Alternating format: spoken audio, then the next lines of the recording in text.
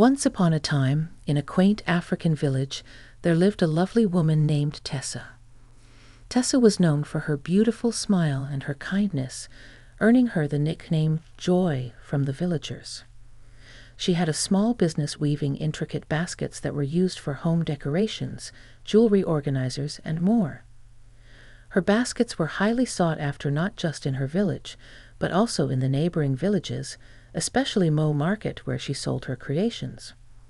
Tessa's husband, Daniel, was a traveling businessman, often away for business trips. Despite his absence, he was a gentle and humble man, always supportive of Tessa's endeavors. However, there was a heavy burden on Tessa's heart. She was unable to conceive.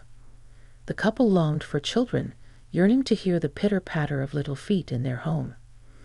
As the years passed without any signs of pregnancy, Tessa's cheerful demeanor started to fade. She became increasingly despondent, no longer finding joy in her weaving. People noticed the change in her and gradually stopped buying her baskets. Tessa's once vibrant business began to decline, mirroring her fading smile. Despite Daniel's encouragement to be patient, Tessa's desperation grew. She tried various remedies suggested by well-meaning folks, from prayer houses to witch doctors, but to no avail. As the years stretched on, 8 long years of hope and disappointment, Tessa faced gossip and mockery from the villagers.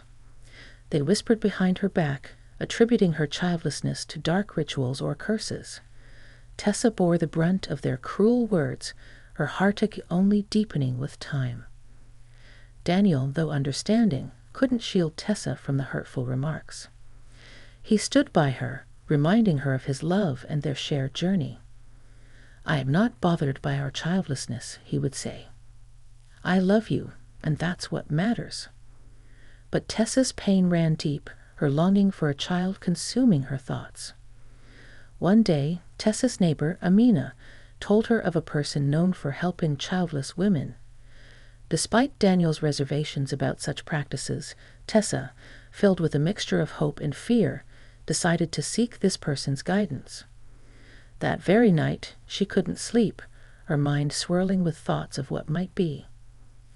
Early the next morning, Tessa and Amina arrived at the prophet's humble abode. The person, a reassuring figure, listened to Tessa's story and promised her, "Fear not, for this week you shall conceive. I have helped many like you, and your story will not be different." Overwhelmed with hope, Tessa returned home with newfound optimism. She shared the person's words with Daniel, who, though skeptical, couldn't deny Tessa's renewed spirit.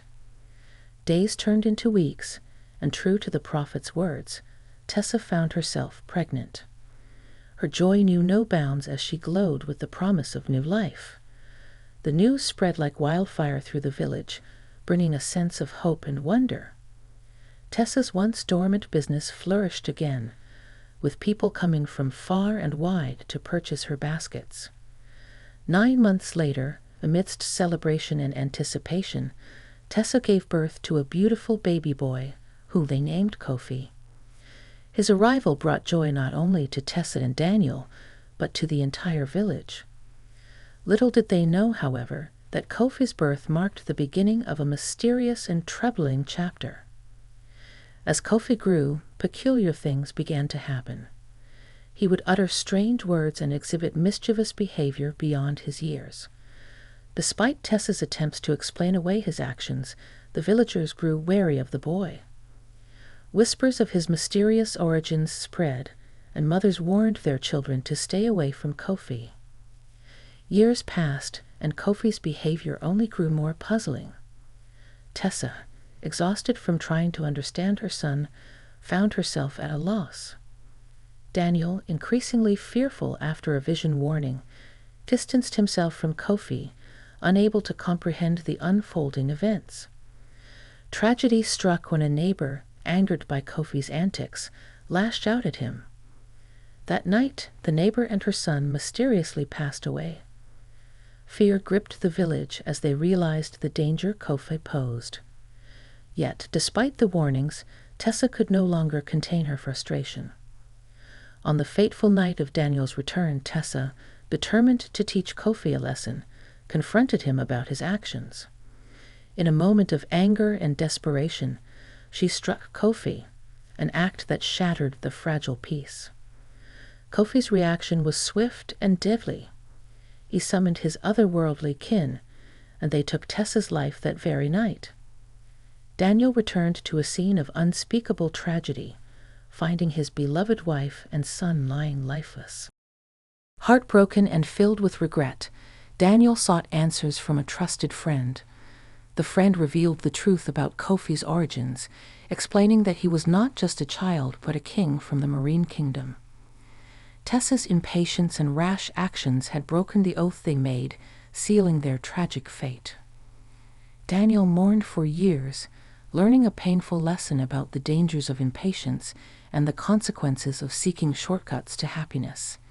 Eventually, he found love again, and this time they were blessed with triplets, 2 boys and a girl. As they raised their children with patience and faith, Daniel held on to the memory of Tessa, a cautionary tale of the perils of rushing fate. In the end, the village learned a valuable lesson from Tessa's story. Patience, faith, and perseverance are the true keys to happiness, even in the face of despair. More interesting stories are on the way, so make sure to subscribe my channel and don't forget to press the bell icon. I would love to hear your thoughts in comments below. Thank you for watching.